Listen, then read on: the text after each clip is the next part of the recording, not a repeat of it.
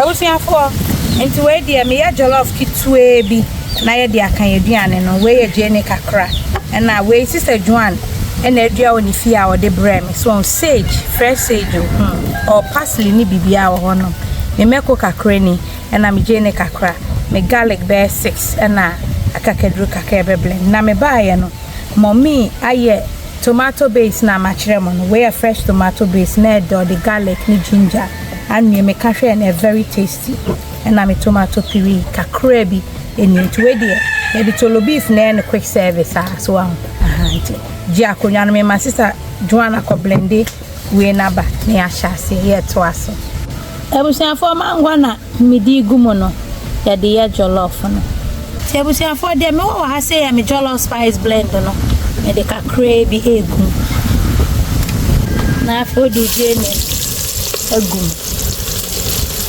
ni sham Mara dia kosa ko yi pa nya izio ni hwiam no wo hanka e ku yi pa anti jollof spice blend no dia afaka kure bi gu angwani na behu sane e be take you stew to the next level ye hwiam jayo ya keka awusiafo fresh wa haneson ye refi ye Toolo beef no camera woman no ene ye man basa ana ready me bo enti ene gumu no so ahom aye de chimu le shani de ese wanu yeah ense wani me say e shani de enye easy won say ni onion na caramelize no afi now de green pepper ne nyoma no am de kire wo ye hwiamo jayo enti they say they make us hwam na oti ase okay Matias ne de aka ne ba enti me green pepper ne meko ne bi no enti ana me jene ne edoso chin tomato paste no secret na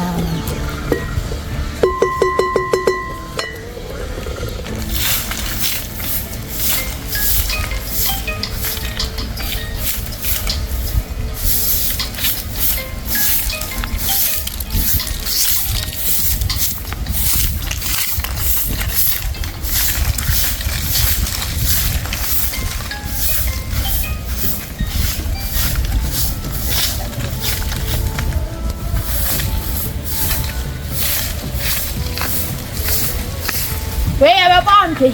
I'm taking my never. Mama never.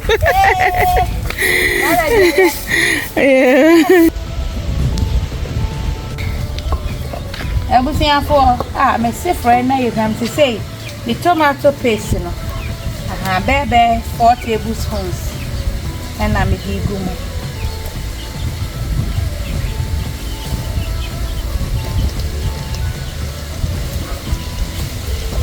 na fe watch so continue happen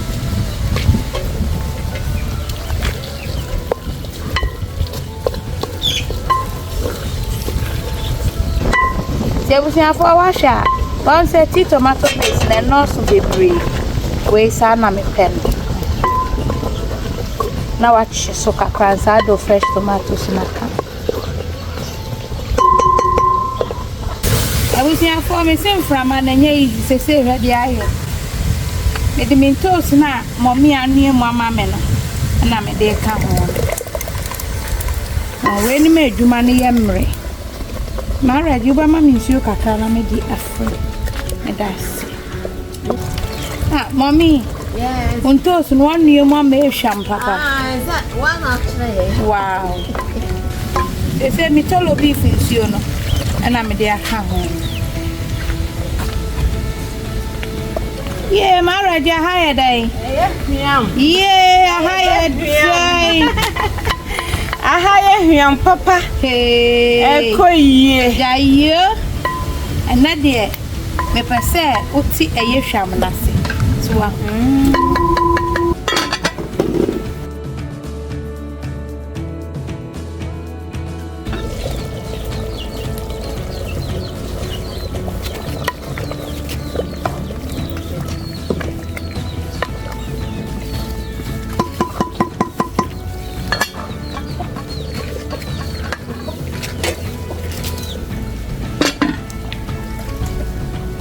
Ebusiafo. I say. Ya froya no. Aya kama. On se ni tie. Nti ma hohoro memo no. Na afodi aku. Ya no wa hwe mo a wo no ano. Na wa hwe wonsi.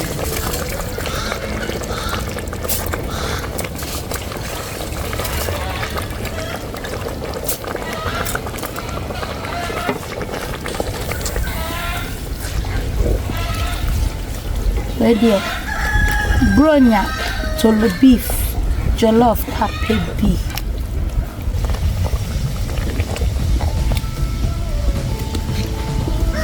Me the main thing to taste nagu. Na ma ready you can hear no say. Ekoye pa. And you say I keka na ujidi. Me pa ocha. Ebusiafo. Ya jollof ni egusu no. Mommy, kwase. Kuyi papa, ha yehwam. Jai. Kuyi ankasa. Jai. Bronyo.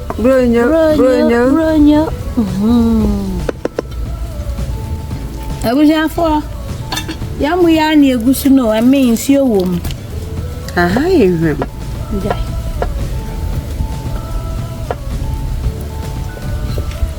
Yeah, keka. Bronyo.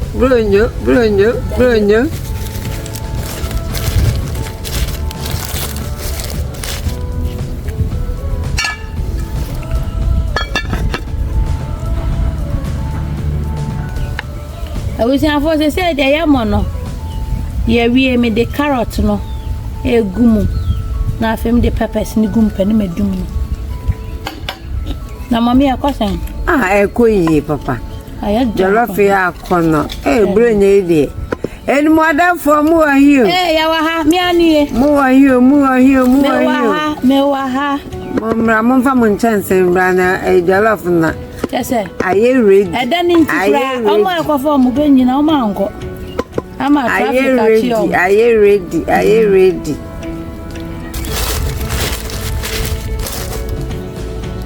Na for the tita wa to say one clean one.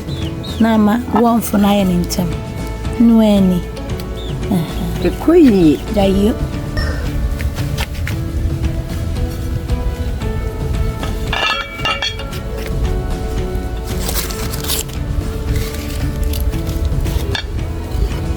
Ebusiafo.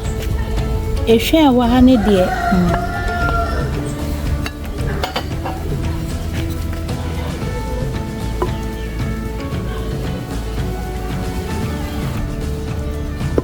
Ebusiafo say de ya wie.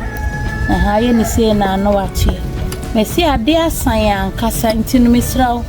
Like video ni mame. Aha na ne wu ya ma ni wabusun bia no misraw for doka ho. Bibia ni wi asi mu ade odoka ho enye yie. Na ade mpaebo adi ekire. Na fe like video ni mame fi se ne originators a wo Ghana. O ma bre so. Me da mu nyina asi mami. Na jollof no taste ya kwase. Jollof na. Dankasa. Hwam so. Ye di nyame jamu nyina. God bless. Bye.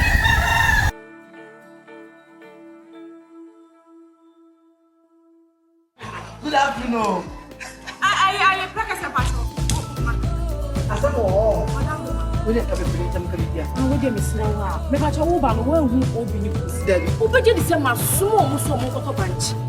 Anybody and why na esu abi o ma. Eni bia bei. Wo da so man ko fo chini ko pe banchi. O de ni man kani. Edi be si ja so no ade go. Say ya dia da ya. Ana sister me dia asema si o. We original Mama Betty recipe. Edi fufuo abega so a eno na me ni magusia. Da ni dey nyina ye dida. Old plantain fufu abega so. Ye no UK. Yes. Old plantain. Enwani ndo beble e wo saa fufu em. Enti nipa bia oye diabetic patient no. Saa fufu eye ma no. Obi bia so mojambroso tete. Odi saa fufu is fa eye ma na pomote. Oti we some person bia obedi fufu na jo na starch ni nti oye kese a. Old plantain fufu from Mama Betty recipe no. Eye ma bo papa. We didn't so see just all the kuma 5 minutes. What kind of kuma no him when go? 5 minutes. 5 solid minutes. Hey, you listen to the other point when I'm a banana you are made. Ubeti. Eh, when come on be your papa you say kwa ho dia. And then next sister for go so me comfort.